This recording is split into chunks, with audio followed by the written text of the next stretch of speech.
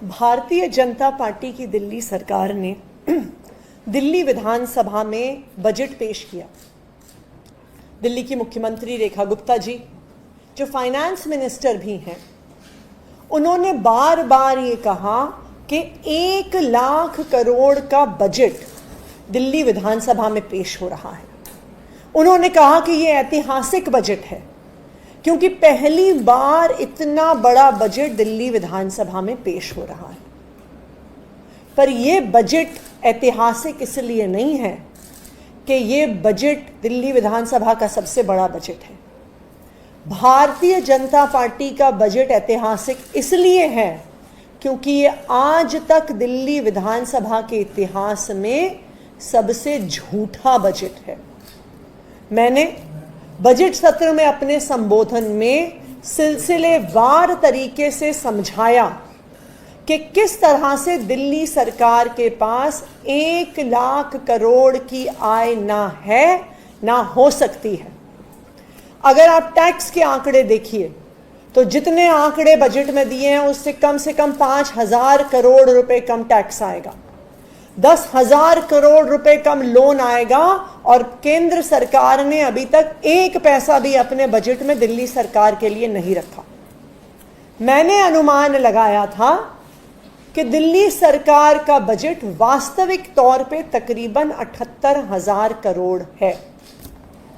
लेकिन आज जो मैं दिल्ली सरकार के अपने कागजात आपके सामने रखने वाली हूं, उससे ये साफ है कि दिल्ली सरकार के फाइनेंस डिपार्टमेंट को पता है कि दिल्ली सरकार के पास 1 लाख करोड़ छोड़िए, 78,000 करोड़ छोड़िए, फाइनेंस डिपार्टमेंट को पता है कि दिल्ली सरकार के पास मात्र 60,000 करोड़ हैं।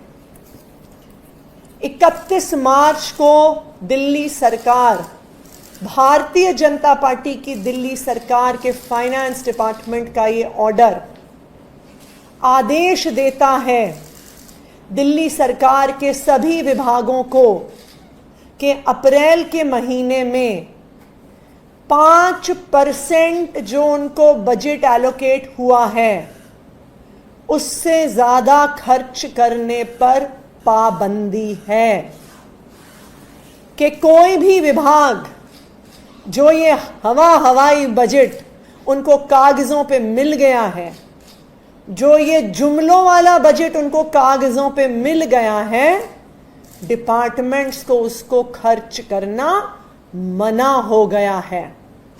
और अगर आप इन आंकड़ों का हिसाब किताब लगाइए तो 1 लाख करोड़ का 5% हुआ 5,000 करोड़।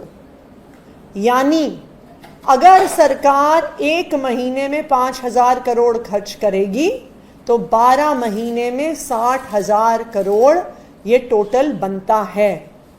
यानी सरकार को खुद पता है कि उनके पास 60 लाख करोड़ से ज्यादा राजस्व, 60 लाख करोड़ से ज्यादा बजट नहीं है। ये मैं नहीं कह रही हूं, ये आम आदमी पार्टी नहीं कह रही है, ये दिल्ली सरकार का फाइनेंस डिपार्टमेंट कह रहा है कि कोई भी विभाग पैसा नहीं खर्च कर सकता। क्यों? क्योंकि दिल्ली सरकार के पास वास्तविक तौर पे पैसा है ही नहीं।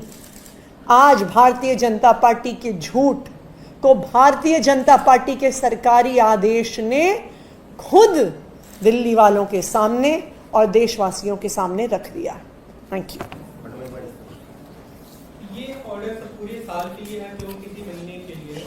ये ऑर्डर अप्रैल के महीने के लिए है और इसमें स्पष्ट लिखा है कि जो पूरे साल का बजट है उसका अप्रैल में सिर्फ 5% खर्च हो सकता है।